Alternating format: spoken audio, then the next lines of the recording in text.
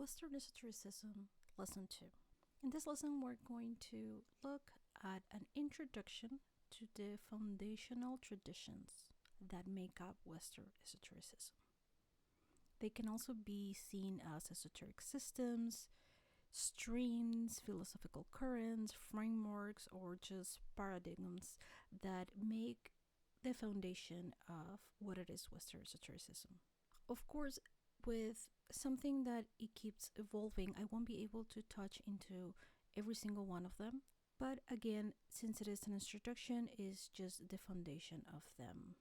Western Esotericism is a field that seeks to unveil the profound interplay of spirituality, philosophy, mysticism, in getting into a gnosis or a knowing spiritual truths or absolute truth by experiencing. Is very rich and complex, is a domain that encompasses a range of tradition, text, practices aim to pursue this absolute or transcendent truths. So it can include just so much.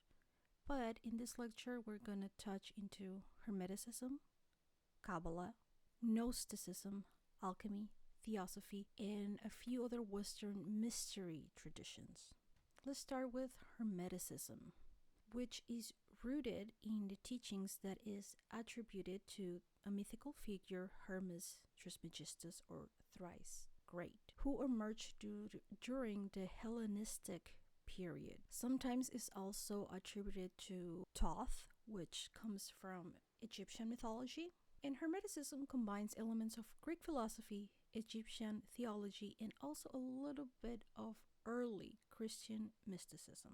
The key text and also the key concepts of Hermeticism include the Corpus Hermeticum, which is a collection of writing discussing the nature of the divine, the cosmos, and the humanity's spiritual journey. We also have the most famous principle of correspondences, as above, so below, as within, so without, that comes from Hermeticism. And we also know that it focuses on a spiritual ascent where the individual is seeking a gnosis or knowledge to return to the divine source. The Hermetic principles had a very huge impact in Renaissance magic that influenced alchemy and modern occult movements such as theosophy and the Golden Dawn, as well as others. We are going to be going deeper into Hermeticism in another lesson. Again, for now it's just an introduction, so let's move to the next one.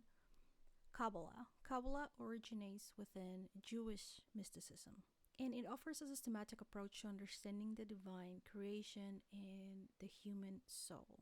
Emerges in medieval Spain and a little bit in France as well, and later is integrated into Christian mysticism and then becomes part of Western Esotericism.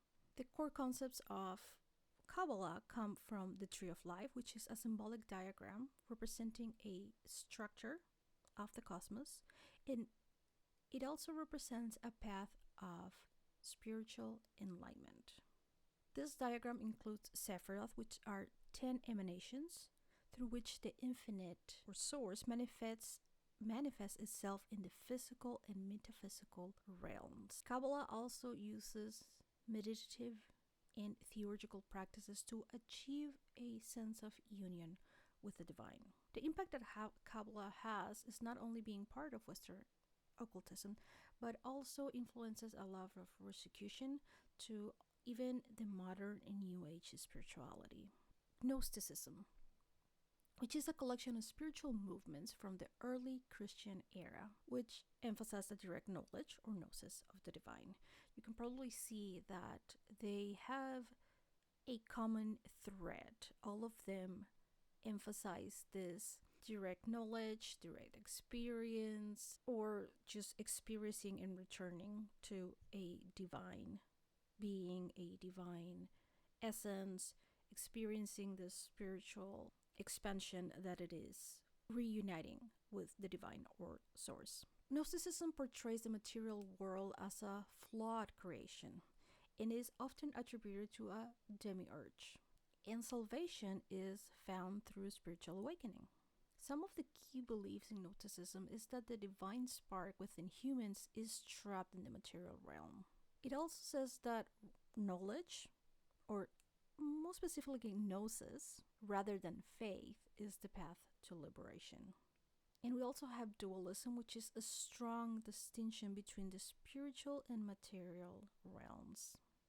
The impact that Gnosticism ideas had is that resurfaced in Western esoteric traditions, influencing movements like the Cathars.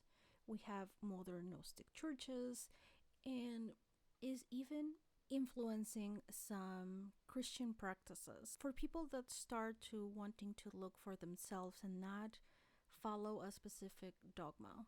Alchemy is both a practical and spiritual discipline that was aimed at transforming base materials into higher forms.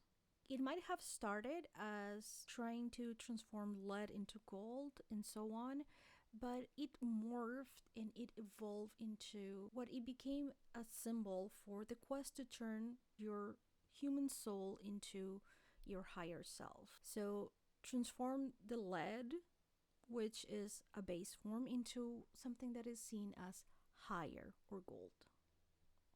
The key principles as a Western esoteric practice is, of course, we have the Philosopher's Stone, which is a metaphor for the spiritual perfection and is said to give immortality, and it's pretty much a way of saying that someone can achieve enlightenment and ascend. We also have the union of the opposite, like Sol and Luna, which is sun and moon, masculine and feminine. And this process of the union of the opposites is done to achieving wholeness. We have the stages of transformation, like we have Nigredo, which is the blackening, Albedo, whitening, Citrinitas, yellowing, and Rubedo, reddening.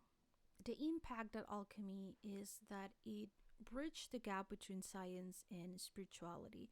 It has, of course, influenced chemistry, psychology, and that's why it makes part of esoteric traditions. Let's also look at Theosophy, which is a more modern movement founded by Helena Petrova Blavatsky in the 19th century. This tradition synthesizes elements of Eastern and Western spiritual traditions, but because it was developed in the West, it is considered part of Western esotericism, even though it includes teachings of an Eastern esoteric nature.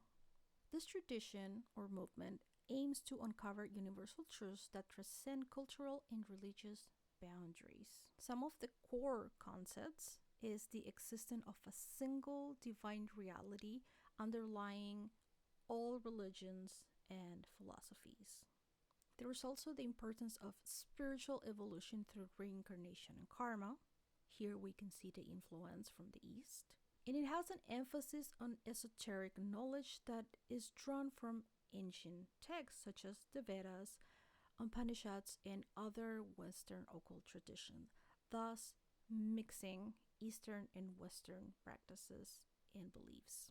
Theosophy also had a great impact, inspiring the New Age movement and even foster a cross-cultural exchange of spirituality, bringing traditions into a mix because it welcomes almost all teachings. It also played a significant role in reviving some interest in the esoteric teachings because it influenced figures like Rudolf Steiner and influenced the development of anthroposophy.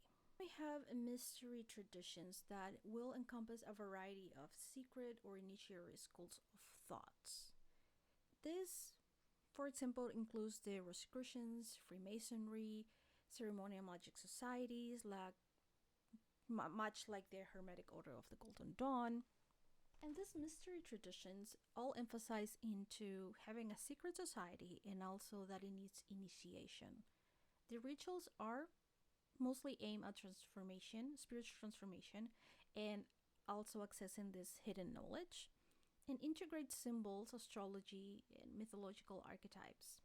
But because of the secrecy, not everything is known. This tradition have significantly changed and shaped contemporary esotericism from chaos magic to Wicca.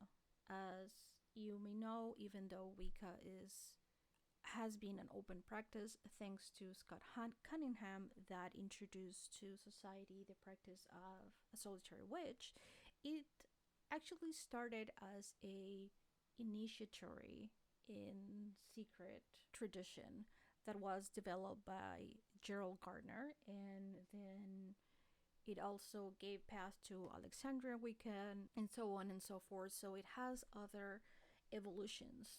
But just because Wicca is now so open, because again, of the author, it still has some practices that continue to this day to have the first, second, and third degree that can only be attained through initiation through the practice. So, in conclusion, Western Esotericism is not a monolith, but is a very dynamic interplay of tradition that have evolved over so many years.